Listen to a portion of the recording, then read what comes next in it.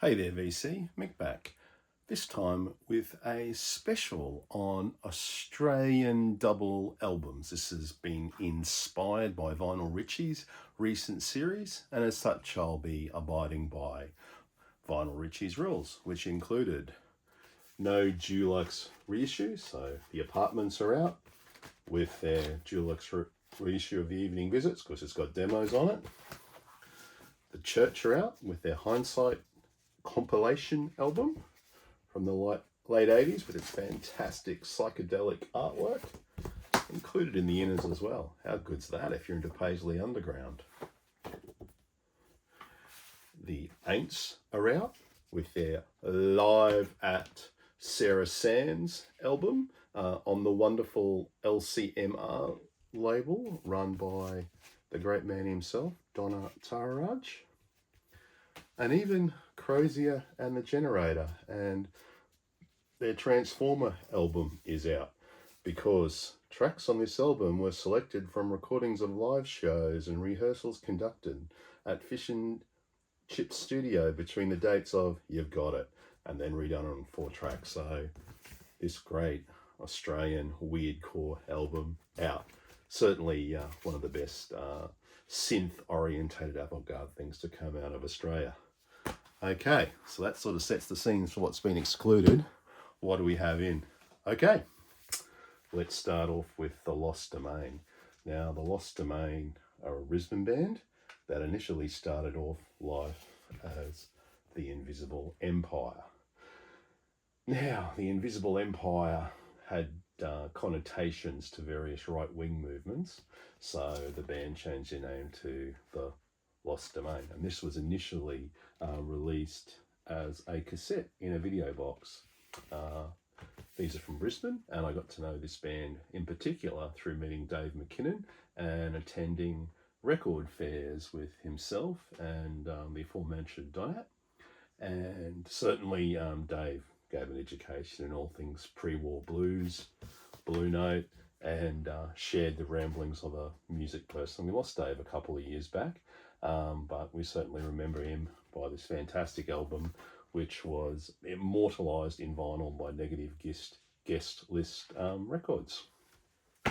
Number 9, one of my favourite Australian bands of all time, well, The Necks. Now, The Necks often transform, I think, better to the CD format, but certainly with Unfolded, which came out in 2017 on the Migo Editions label, they certainly maximise the double format by having 4 distinct 20-odd minutes pieces of music. The cover art is reflective of the sounds, and come to think of it, I actually think this is their premium format, just sort of going through extended length pieces, and 15 to 20 minutes, which is a sign of an album, usually more than suffices to get yourself into the spirit. Okay, number 8. I think this was maybe the first Australian double album of all time. Here we have the Bee Gees with Odessa. Now, the Bee Gees, some say they might be English, like a lot of Australians, particularly of their time in their 60s, their parents or their grandparents or themselves were born in the UK and then moved to Australia. In the Bee Gees' case, they then moved back after finding some minor fame on local television. A outer suburb or area of Brisbane called Redcliffe certainly claims them as their own. This is fantastic chamber pop album. That certainly is them responding to Sgt. Pepper's in the way only they would know how. Wonderfully recorded by Robert Stigwood.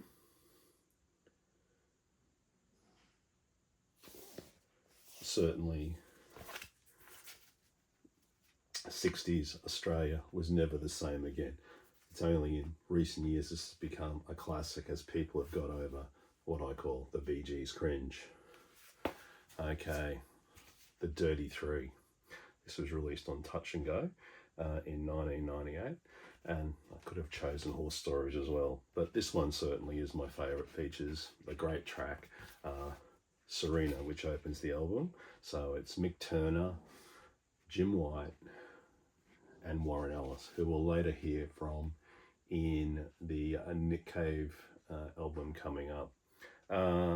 These guys were doyens of the Australian independent scene, particularly Jim White being in People with Chair Up Their Noses, and Mick Turner being part of the Fungus Brains and Venom P. Stinger. Instrumental rock, and you can feel a Rebecca influence through their instrumental rock.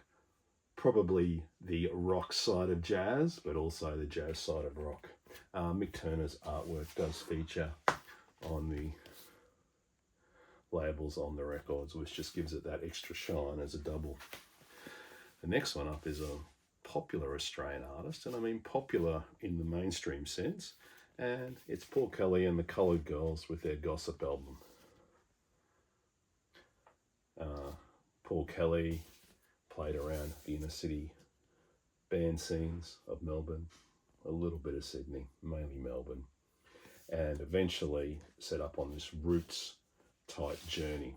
Some nice things there, which features the Lovelorn hit, I guess, Before Too Long, which documents a romance that is about to happen at the expense of somebody else, featuring the classic line, creeping round your back door. Certainly the Australian romance relationships of the 80s envisaged. The Ramon shirt has no reflection on the music. This is straight roots, and Paul Kelly does it with the Coloured Girls, who were named after the Lou Reed classic line. And then for the US release, because of racial sensitivities, not that they didn't exist in Australia, mind you, and not that Paul was not supportive of the Indigenous agenda, but they changed to Paul Kelly and the Messengers to erase the stain of potential racism, probably maximise their audience, and not reflect the Walk on the Wild Side lyric. Okay, Australia has an Indigenous history that's often misunderstood by particularly Anglo-centric Australia. And here's the first real album to reclaim that for mine as a double album. It's AB Originals featuring Briggs, and this one's called Reclaim Australia. Now, what AB Originals did do is they have a song, January 26, that sort of brings into perspective the National Australia Day, which is January 26, and what it means to Indigenous people who lost their homeland or in or around that date, or was the beginning of European settlement. Powerful album, powerful message, making people think. Features Archie Roach, who is an infamous Indigenous Australian songwriter, and Gurrumul appears on this as well. So we'll hear a little bit from Gurrumul a little bit later. Okay, we all love The Birthday Party. They never really made a double album, but certainly Roland S. Howard did with Teenage Snuff Film. Co-stars Mick Harvey and Brian Hooper, and came out in the late 90s. Key track here is a cover of White Wedding. The other big track on this was Autoluminescent. This is the 2011 version. Certainly, if you like Roland's angular, moody guitar in a post-punk setting, certainly an album that you would enjoy. Lyrics there so you can understand what's happening. R.I.P. Roland. Just before I introduce the next record, I do need to give a warning about Indigenous people who passed, and that person is Gurrumul. And we just heard about him a little bit on the AB Originals album. And this double album, which came out in 2009 on Skinny Fish Records, is sweet folk from the deserts of the Northern Territory. People may recognise Garamal's last name of Yenu Pingu and his relationship to the good doctor who was the lead singer of Yothu Yindi. Once again, Indigenous people, I'll just show the back of that a bit more because of the sensitivities of showing people who have deceased. Guramal was blind and was a advocate for his people's stories, and certainly shared into a broader audience, bringing together, I guess, an appreciation of their struggles, but also the happiness that maintains there. Speaking of struggles, the Dark Prince himself, Nick Cave with Ghostine. We didn't know how Nick was going to handle being an elderly man. Certainly Nick Cave and the Bad Seeds have handled it with grace. Warren Ellis is his key co-conspirator on this album, as Nick deals with coming to the death of his son. But more importantly, Nick shows an avant-garde background and brings the world forward on this 2019 masterpiece. Nick Cave and the Bad Seeds, do they actually have a country anymore? Nick is distinctly Australian, distinctly from regional Australia, and certainly has the personality of a regional Australian man who has reached international status, where he's worldly, but some of his thoughts are still routed in that regional upbringing. Fantastic album, global hit for people into underground music. Certainly not an easy listening though. No Lady Gaga here. This is the Dark Prince at his very best. My number one Australian album of all time is the Avalanches, Since I Left You.